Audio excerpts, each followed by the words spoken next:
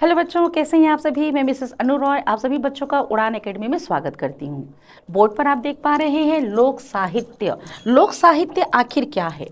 तो लोक का मतलब क्या होता है? किसी समूचे क्षेत्र विशेष में फैली हुई जनता, उनके जनमानस के सरल सीधे भाव यदि किसी प्रकार से प्रथा परंपरा प्रचलन में चले आ रहे होते हैं तो जो जनश्रुतियों में प्राप्त होते हैं उसे ही लोक श्रुति या जनश्रुति कही जाती है। लेकिन जब उसी लोक श्रुति और जनश्रुतियों को लिपिबद्ध कर दिया जाता है तब वह लोक साहित्य कहलाते हैं। छत्तीसगढ़ के अंदर जो लोक साहित्य है इसका इतना प्रचार और इतना प्रसार आज हम जो सुन रहे हैं ये लिखित रूप में बाद में प्राप्त हुए, परंतु ये सारी चीजें जनश्रुतियों के माध्यम से हमको प्राप्त थी। इसमें इतने पर्याप्त मात्रा में भंडार विशाल रूप से इनके फैले हुए हैं कि यदि हम इसमें डूबना चाहें तो डूबते ही चले जाएंगे। चर्चा करेंगे कि लोक साहित्य छत्तीसगढ़ के अंदर कितने प्रकार की हैं। तो लोक साहित्य को 5 वर्ग में बांटा गया है। आपके एग्जाम में पूछा भी गया है कि छत्तीसगढ़ के लोक साहित्य को कितने वर्ग में बांटा गया है। पीएससी में क्वेश्चन पूछा गया है।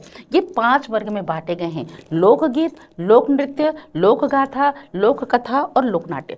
थोड़ा सा बहुत ही शॉर्ट तरीके से समझने की कोशिश करेंगे। जनसाधारण मनुष्य जिसके मन में जीवन में हर्ष है, दया है, घृणा है, उन्माद है ना, हर प्रकार के भाव है, कभी सुख है कभी दुख है, हर एक प्रवृत्ति को जब वह मनुष्य कंठबद्ध तरीके से सुर लय ताल में बांधकर गाता है, जिससे छत्तीसगढ़ की माटी की महक आती है, जिसमें उसके जीवन के सादगी और हर एक प्रभाव के गुण देखने को मिलता है, तो उनके द्वारा सुनाया जाने वाला लोकगीत कहलाता है, जिसे वेरियर एल्विन के द्वारा फोक सॉन्ग्स ऑफ छत्तीसगढ़ में लिखा जा चुका है। वहीं जब उस गीत को गाते समय जो वाद्य यंत्र है और नृत्य की 5 मुद्राएं होती हैं, नृत्य की 5 मुद्राओं का साथ लेकर अब वही जो लोक गीत है अगर वो नाच कर अपनी खुशी को जाहिर करते हैं तो वह लोक नृत्य कहलाने लगता है।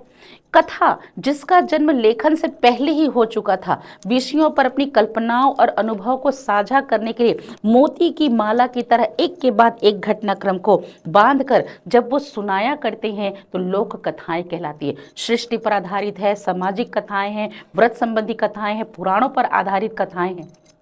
इसी प्रकार किसी चरित्र प्रधान मनुष्य के संपूर्ण जीवन का वर्णन यदि उल्लेख के माध्यम से 5 दिन तक 3 दिन तक अगर लोक गाथाकारों के द्वारा गाकर सुनाया जाता है तो उसे लोक गाथा कही जाती है। ये लोक गाथाएं अपने राज्य विशेष तक ही बंधी हुई नहीं है, दूसरे राज्य से प्रभावित गाथाएं भी यहाँ सुनने को मिलती है। प्रेम प्रधान गाथाएं, वीरता से संबंधित गाथाएं, धार्मिक और पौराणिक गाथाएं यहाँ सुनने को मिलती है। बारी आती है हमारे लिए लोक नाट्य की, जिसमें चरित्र प्रधान व्यक्तित्व के जीवन की गाथा है, कोई अनुभव की कहानी है, नृत्य शैली है और आपकी गीत प्रधान शैली, सभी को यदि दर्शकों के समक्ष रंगमंच पर अभिनय किया जाता है तो छत्तीसगढ़ में उसे लोक नाट्य कहा जाता है।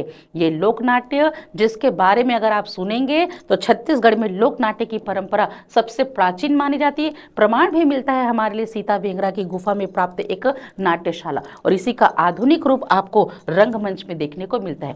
ये छोटी छोटी सी चीजें हैं जो जनश्रुति के माध्यम से हमें प्राप्त है। इस लोक गीतों में भी अगर आप देखें तो धर्म पर आधारित है, ऋतु पर आधारित है, तीज त्योहार पर आधारित है, पर्व पर आधारित है, ठीक है, संस्कारों पर आधारित गीत है, कुछ जातिगत गीत है तो कुछ मनोरंजन के भी गीत गाए जाते हैं। नृत्य की बात की जाए तो जाति पर आधारित नृत्य है, कुछ विशेष पर्व और त्योहार पर भी नृत्य का प्रदर्शन किया जाता है, कुछ गीत भी हैं तो कुछ नृत्य भी है। कहीं यह एकल है तो कहीं सामूहिक है तो कभी युगल है। ये हमारी छत्तीसगढ़ की सबसे बड़ी संस्कृति है जो अपनी एक विशेष पहचान छत्तीसगढ़ अंचल के अंदर अपने प्रभाव को प्रमाणित करती है कि छत्तीसगढ़ अंचल केवल आदिवासी बहुल क्षेत्र नहीं है, कला संस्कृति में सबसे अव्वल दर्जे का और सबसे अच्छे उच्च स्तर के सभी प्रमाण यहाँ जनश्रुतियों में जो प्राप्त थे आज हमें साहित्य के माध्यम से प्राप्त होते। छोटी छोटी चीजों को जानने के लिए जुड़े रहिए मेरे साथ।